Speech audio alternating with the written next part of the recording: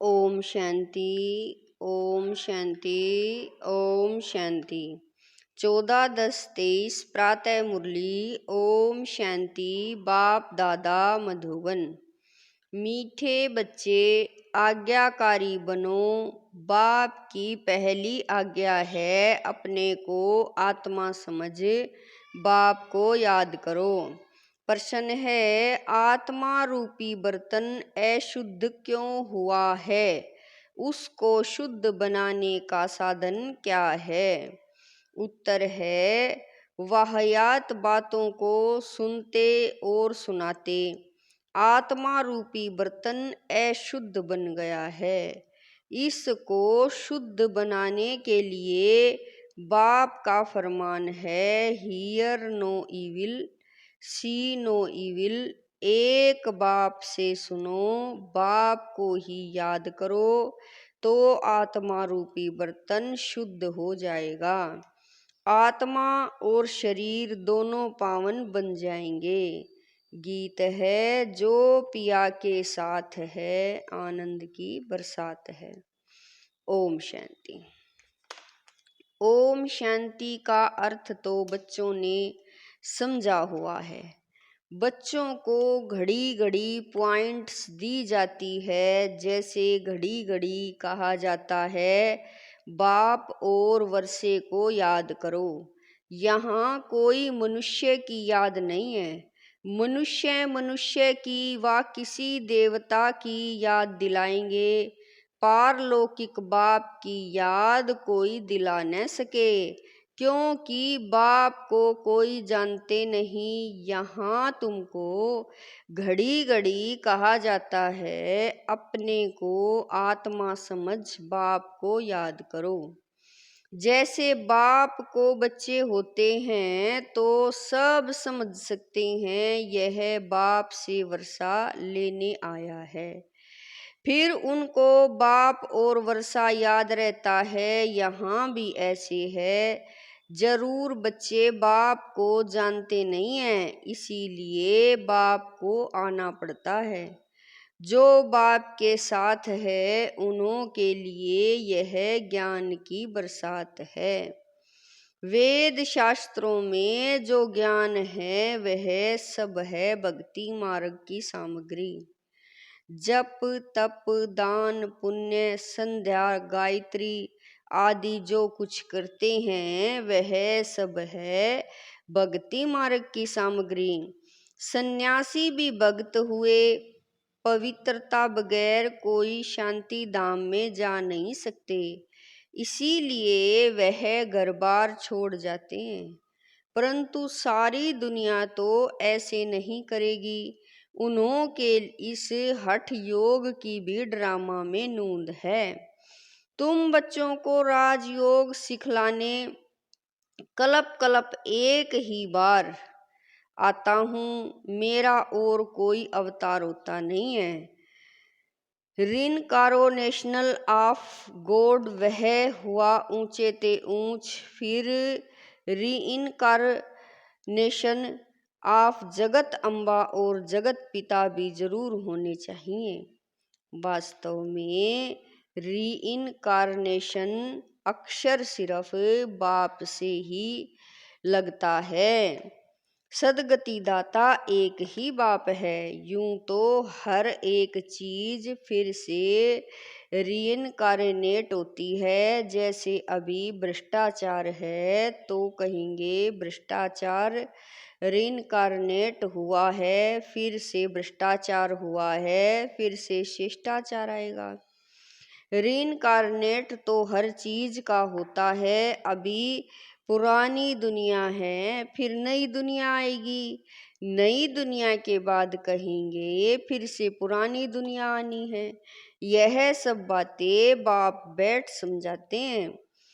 जब यहाँ बैठते हो तो हमेशा ऐसे समझो मैं आत्मा हूँ, मुझे बाप का फरमान मिला हुआ है, मुझे याद करो। बच्चों के सिवाय तो और कोई को बाप का फरमान मिल न सके। फिर बच्चों में कोई तो आज्ञाकारी होते हैं, कोई आज्ञा न मानने वाले भी होते हैं। बाप कहते हैं, हे आत्माएं, तुम मेरे साथ बुद्धि का योग लगाओ। बाप आत्माओं से बात करते हैं और कोई विद्वान पंडित आदि ऐसे नहीं कहेंगे कि मैं आत्माओं से बात करता हूँ। वह तो आत्मा सो परमात्मा समझ लेते हैं, वह है रोंग। तुम बच्चे जानते हो कि शिव बाबा इस शरीर द्वारा हमें समझा रहे हैं। शरीर बगैर तो एक्ट हो न सके। पहले पहले तो यह निश्चय चाहिए, निश्चय बगैर तो कुछ भी बुद्धि में नहीं बैठेगा। पहले निश्चय चाहिए कि हम आत्माओं का बाप वह निराकार परमपिता परमात्मा है और साकार में है प्रजापिता ब्रह्मा। हम हैं ब्रह्मा कुमार कुमारियां। शिव के तो सब आत्माएं बच्चे हैं, इसलिए शिव कुमार कहेंगे, कुमारी नहीं। यह सब बातें धारण करनी हैं। धारणा तब होगी जब निरंतर याद करते रहेंगे। याद करने से ही बुद्धि रूपी बर्तन शुद्ध होगा। वाहियात बातें सुनते सुनते बर्तन अशुद्ध बन गया है, उसको शुद्ध बनाना है। बाप का फरमान है, मुझे याद करो तो तुम्हारी बुद्धि पवित्र होगी। तुम्हारी आत्मा में खाद पड़ गई है, अब पवित्र बनना है। सन्यासी कहते हैं आत्मा निर्लेप है, बाप कहते हैं आत्मा में ही खाद पड़ती है। श्री कृष्ण की आत्मा और शरीर दोनों पवित्र हैं। दोनों पवित्र सिर्फ सतयुग में ही होते हैं, यहाँ तो हो नहीं सकते। तुम आत्माएं नंबरवार पवित्र होती जा रही हो, अभी पवित्र बननी नहीं हो। बाबा के पवित्र बनी नहीं है, कोई भी पवित्र नहीं है, सब पुरुषार्थ कर रहे हैं। अंत में नंबरवार सब की रिजल्ट निकलेगी। बाप आकर सभी आत्माओं को फरमान करते हैं कि मुझे याद करो, अपने को अशरीरी समझो, देही अभिमानी बनो। मूल यह बात बाप बगैर कोई समझा नहीं सकते। पहले यह पूरा निश्चय होगा तो विजय पाएंगे, निश्चय नहीं होगा तो विजय नहीं पाएंगे। निश्चय बुद्धि विजयंती, संशय बुद्धि विनश्यंती। गीता में कोई कोई अक्षर बहुत अच्छे हैं, इसको कहा जाता है आटे में नमक। बाप कहते हैं मैं तुमको सभी वेद शास्त्रों का सार समझाता हूँ कि इनमें क्या क्या है। यह सब है भक्ति मार्ग के रास्ते, इनकी भी ड्रामा में नूंद है। यह प्रश्न नहीं उठ सकता कि यह भक्ति मार्ग क्यों बनाया हुआ है, यह तो अनादि बना बनाया ड्रामा है। तुमने भी इस ड्रामा में बाप से स्वर्ग के मालिक बनने का वर्षा अनेक बार लिया है और लेते रहेंगे, कभी अंत नहीं हो सकता। यह चक्र अनादि फिरता ही रहता है। तुम बच्चे अभी दुख धाम में हो, फिर शांति धाम में जाएंगे, शांति धाम से सुख धाम में जाएंगे, फिर दुख धाम में आएंगे। यह अनादि चक्र चलता ही रहता है। सुख धाम से दुख धाम आने में तुम बच्चों को 5000 वर्ष लगते हैं, जिसमें तुम 84 जन्म लेते हो। सिर्फ तुम बच्चे ही 84 जन्म लेते हो, सब नहीं ले सकते। यह बेहद का बाप तुमको डायरेक्ट समझा रहे हैं और बच्चे फिर मुरली सुनेंगे व पढ़ेंगे या टेप सुनेंगे। टेप भी सब नहीं सुन सकते, तो पहले पहले तुम बच्चों को उठते बैठते इस याद में रहना है। मनुष्य तो माला फेरते राम राम जपते हैं, रुद्राक्ष की माला कहते हैं ना। अब रुद्र तो है भगवान, फिर इस माला में मेरु दाना इकट्ठा है। वह तो विष्णु के युगल रूप स्वरूप हैं। वह कौन है? यह माता पिता, जो फिर विष्णु के 2 रूप लक्ष्मी नारायण बनते हैं। इसीलिए इनको मेरू कहा जाता है। फूल है शिव बाबा, फिर मेरू यह है मम्मा बाबा जिनको माता पिता कहते हो। विष्णु को माता पिता नहीं कह सकेंगे, लक्ष्मी नारायण को माता पिता तो उनके बच्चे ही कहेंगे। आजकल तो सब के आगे जाकर कहते हैं तवमेव माता च पिता तवमेव। बस कोई एक ने महिमा की तो उनके पीछे फॉलो करने लग पड़ते। यह है ही अनराइटस दुनिया। कलयुग को कहा जाता है अनराइटस, सतयुग को कहा जाता है राइटस। वहाँ आत्मा और शरीर दोनों पवित्र होते हैं। सतयुग में श्री कृष्ण गोरा है, फिर अंतिम जन्म में उनकी आत्मा सांवरी बनी है। यह ब्रह्मा सरस्वती इस समय सांवरे है ना। आत्मा काली बन गई है तो उनका जेवर भी काला बन गया है। सोने में ही खाद पड़ती है, उससे जेवर भी जो बनता है वह खाद वाला। सतयुग में जब देवी देवताओं की गवर्नमेंट है तो यह झूठ, खाद होती नहीं। वहाँ तो सोने के महल बनते हैं। भारत सोने की चिड़िया था, अभी तो मुलम्मा है। ऐसे भारत को फिर से स्वर्ग बाप ही बना सकते हैं। बाप समझाते हैं श्रीमत भगवान वाच है ना। श्री कृष्ण तो दैवी गुणों वाला है, दो भुजा दो टांग वाला है। चित्रों में तो कहाँ नारायण को कहाँ लक्ष्मी को चार भुजाएं दी हैं, समझते कुछ भी नहीं। ओम अक्षर भी कहते हैं, ओम का अर्थ बताते हैं। ओम माना मैं गॉड, जिधर देखता हूँ गॉड ही गॉड है, परंतु यह तो रोंग है। ओम माना अहम आत्मा। बाप भी कहते हैं अहम आत्मा, परंतु मैं सुप्रीम हूँ, इसीलिए मुझे परमात्मा कहा जाता है। मैं परम धाम में रहता हूँ, ऊंचे ते ऊंच भगवान, फिर सूक्ष्म वतन में ब्रह्मा विष्णु शंकर की आत्मा है। फिर नीचे आओ तो यह मनुष्य लोक है, वह दैवी लोक, वह आत्माओं का लोक जिसको मूल वतन कहा जाता है। यह बातें समझने की हैं। तुम बच्चों को यह अविनाशी ज्ञान रत्नों का दान मिलता है, जिससे तुम भविष्य में माला माल डबल सिरताज बनते हो। देखो श्री कृष्ण को दोनों ताज है ना। फिर वही बच्चा चंद्रवंशी में आता है तो 2 कला कम हो जाती है। फिर वैश्यवंशी में आएंगे तो और 4 कला कम हो जाएगी। फिर लाइट का ताज उड़ जाएगा, बाकी रतन जड़ित ताज रहेगा। फिर जो अच्छा दान पुण्य करते हैं उनको एक जन्म के लिए अच्छी राजाई मिलती है। फिर दूसरे जन्म में भी अच्छा दान पुण्य किया तो फिर भी राजाई मिल सकती है। यहाँ तो तुम 21 जन्मों के लिए राजाई पा सकते हो, मेहनत करनी पड़ती है। तो बाप अपना परिचय देते हैं, कहते हैं आई एम सुप्रीम सोल, इसीलिए उनको परम पिता परम आत्मा अर्थात परमात्मा कहा जाता है। तुम बच्चे उस सुप्रीम को याद करते हो, तुम हो शालिग्राम, वह है शिव। शिव का बड़ा लिंग और शालिग्राम मिट्टी के बनाते हैं। यह कौन सी आत्माओं का यादगार बनाते हैं, यह भी कोई नहीं जानते। तुम शिव बाबा के बच्चे भारत को स्वर्ग बनाते हो, इसीलिए तुम्हारी पूजा होती है। फिर तुम देवता बनते हो तब भी तुम्हारी पूजा होती है। शिव बाबा के साथ तुम इतनी सर्विस करते हो, इसीलिए शालिग्रामों की भी पूजा होती है। जो उत्तम से उत्तम कर्तव्य करते हैं उन्हों की पूजा होती है।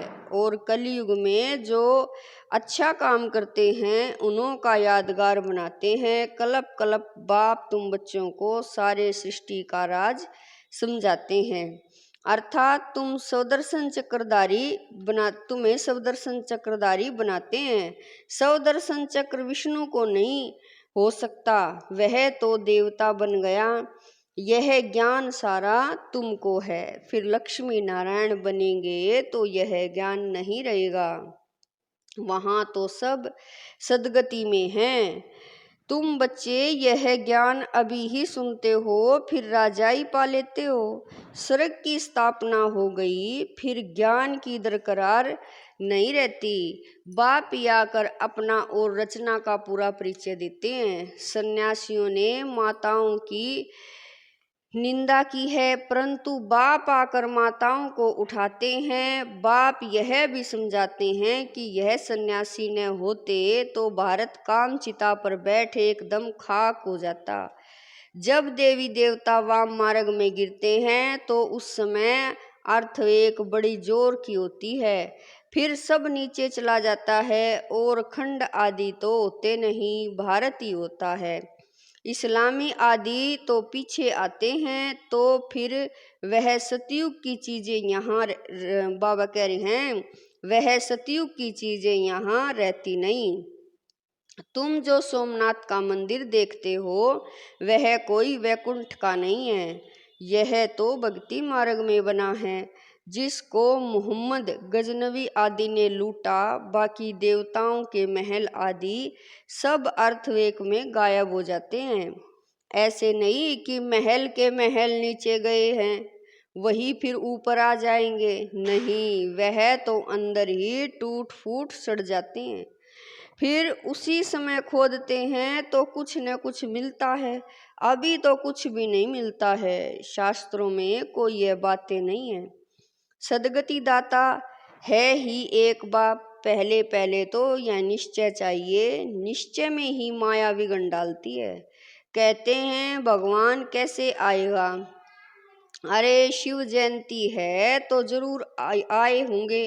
बाप ने समझाया है, मैं बेहद के दिन और बेहद की रात के संगम पर आता हूँ, यह कोई नहीं जानते कि किस समय आता हूँ। तुम बच्चे जानते हो, बाप ने ही यह नॉलेज दी है और दिव्य दृष्टि से यह चित्र आदि बनवाए हैं। गीता में भी कल्प वृक्ष का कुछ वर्णन है। बच्चों को कहते हैं, हम तुम अभी हैं, कल्प पहले भी थे और फिर कल्प कल्प मिलते रहेंगे। मैं कल्प कल्प तुमको यह ज्ञान दूंगा तो चक्र भी सिद्ध होता है, परंतु तुम्हारे सिवाय कोई समझा न सके। यह सारे सृष्टि का चित्र है, जरूर कोई ने बनवाया है। बाप भी इस पर, बच्चे भी इस पर समझाते हैं। अच्छा, मीठे मीठे शकील दे बच्चों प्रति माता पिता बाप दादा का याद प्यार और गुड मॉर्निंग। रूहानी बाप की रूहानी बच्चों को नमस्ते।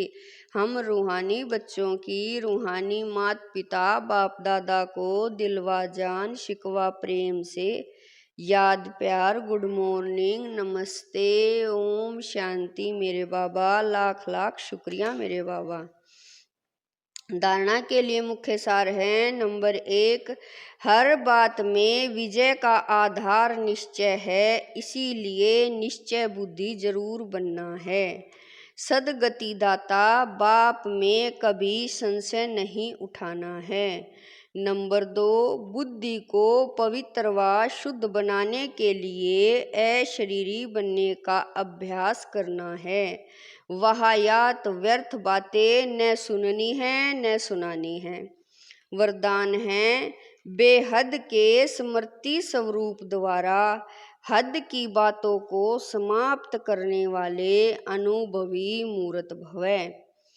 आप श्रेष्ठ आत्माएं डायरेक्ट बीज और मुख्य 2 पत्ते त्रिमूर्ति के साथ समीप संबंध वाले तना हो। इसी ऊंची स्टेज पर स्थित रहो। बेहद के स्मृति स्वरूप बनो तो हद की व्यर्थ बातें समाप्त हो जाएंगी। अपने बेहद के बुजुर्गपन में आओ तो सदा सर्व अनुभवी मूर्ते हो जाएंगे। जो बेहद के पूर्वजपन का आक्रूपेशन है उसको सदा स्मृति में रखो। आप पूर्वजों का काम है अमर ज्योति बन अंधकार में भटकती हुई आत्माओं को ठिकाने पर लगाना। स्लोगन है, किसी भी बात में मूंझने के बजाय मौज का अनुभव करना ही मस्त योगी बनना है। स्लोगन है, किसी भी बात में मूंझने के बजाय मौज का अनुभव करना ही मस्त योगी बनना है। ओम शांति।